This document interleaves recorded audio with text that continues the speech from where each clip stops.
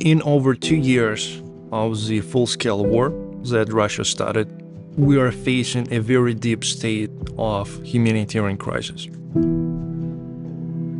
People are extremely devastated, especially in the communities where the invasion started, those are remote and abandoned communities. In 2024 alone, Russia has launched 12,000 missiles and suicide drones.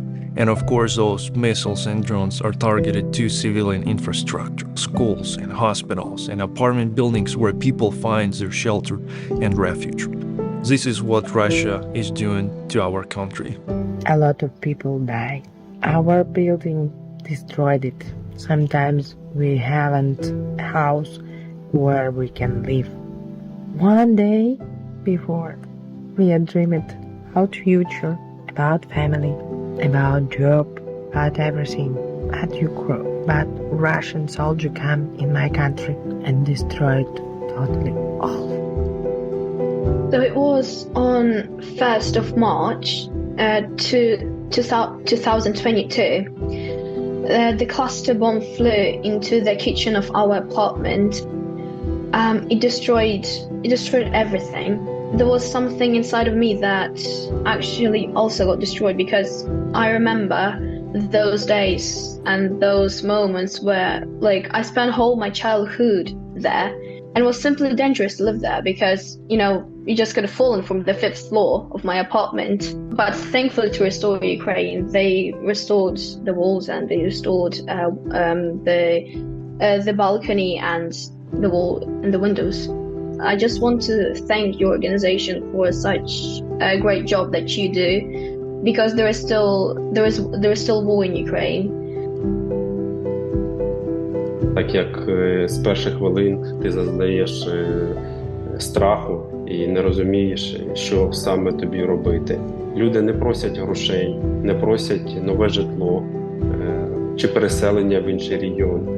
Їм всього-навсього потрібна лише допомога у вигляді будівельних матеріалів або супутніх робіт для відновлення цього житла.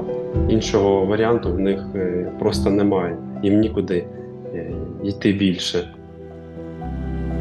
Imagine waking up this morning, not knowing if you're going to make it through the day. You might be able to feed your children or survive on your own, perhaps. That unknown, that risk is haunting. On the other end, the impact that simple act has on somebody that has been stripped of everything is massive. It is a challenge because we're so shielded here, and that's one of our American challenges. Is we are so fortunate to live in a country with relatively secure borders. We don't have major threats to our north and south. We have massive oceans which separate us from these places, and so we don't think much about that. But these people live in threat every day, and the need doesn't go away with a box or a crate. It's going to continue, because the longer that war goes on, the more ravaged the countryside becomes and more depleted it is of its resources. Those very simple things: food, water, medical, shelter. What can we do as a population? Because many veterans will have a keen sense of the true cost of war, having been on the ground. Restore Ukraine is just a great way to maybe tell that story, maybe a central place where we can meet, or a place where we veterans can steer people towards, well, I want to help, I want to do something, but I feel powerless, I can't leave my home, I can't join the fight. Well, you can do something, and that's through Restore Ukraine. Restore Ukraine has been our personal connection, not just to the tragedy, but to the people who are being affected by the war in Ukraine.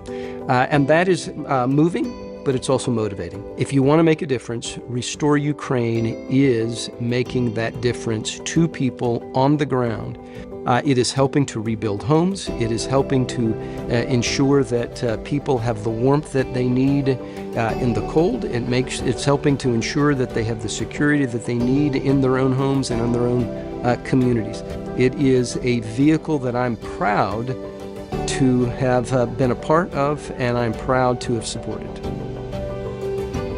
Nonprofits constantly battle. How much money you're making is going back into the mission. What are you actually doing? And so to be working with an organization like Restore Ukraine, that you know what we shipped out from our warehouse, 100% of it made it over to Ukraine. We could say 100% of what folks gave went to Ukraine. I think that's a key part of the narrative to just continue to generate the trust for additional donors. I think other businesses and organizations should get involved. And I think the beauty of working with Restore Ukraine, they don't ask anything other than what's in your wheelhouse. We have really high trust that what we do with Yarrow, it's going to be effective for whatever takes place in Ukraine. We have the founder right here in our community. You know, this isn't someone that we need to connect with that's 3,000 miles away. He lives here in our community, he's local. There was no doubt that what he wanted to do was going to happen. It was just a matter of if we were going to be able to be a part of that or not. And hear his story, see his passion, and then see the work that's already happened. This is not just an idea or a concept. There are mountains that are being moved by this organization every day. And so there's tangible work that's happening that they can see the impact of in a very real-time scenario. An organization like Restore Ukraine bridges that gap and makes it easy for folks here to give and make a tangible difference in the lives of people who are hurting. And that's why it matters. It's been so cool to see God at work through Restore Ukraine in our local church body. That Sunday that we invited our church to give to this tangible need in Ukraine, the response was overwhelming, just this outpouring of resources. But more than just the resources, it was about the heart transformation that happened in our people. We're never more like God than when we give. I believe in Restore Ukraine and in what they're doing, and having spent time with Yarrow, I'm confident that the resources allocated to him and to Restore Ukraine are being used for good and are making a difference.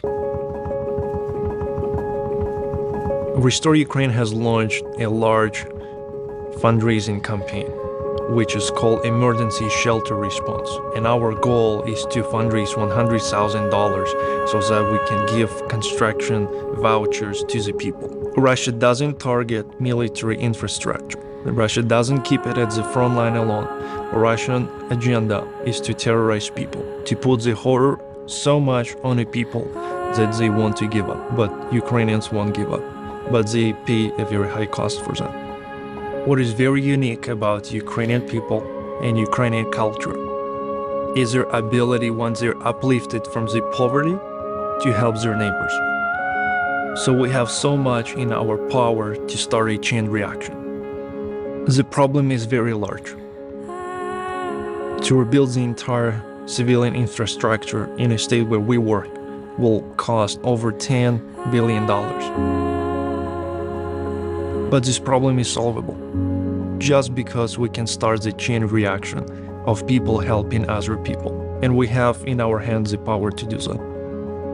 We don't have to solve the entire humanitarian crisis in Ukraine. We don't have to help every single household. We just have to help only a few families so they can start helping each other. So your donation will go far beyond the construction materials that we will purchase. Your donation can make a huge impact. Each voucher costs $1,000, and that's what the families will redeem. So 100% of your donation will go directly to help the beneficiaries. Without any administrative or fundraising expense, we're dedicating 100%. What it means for the family now, in Ukraine, people can purchase 3 times more of construction materials than they can purchase in US. So $1,000 of construction materials in US cost only $306 in Ukraine. We have a very large mission ahead of us. We will rebuild people's homes again. Now when choosing between buying some extra food for them tonight so that their stomachs are full, or between saving money to rebuild their household, now we can give 100 of these families a sense of safety, that their home will rebuild, and now they can spend money to buy the food that they need for them and for their children.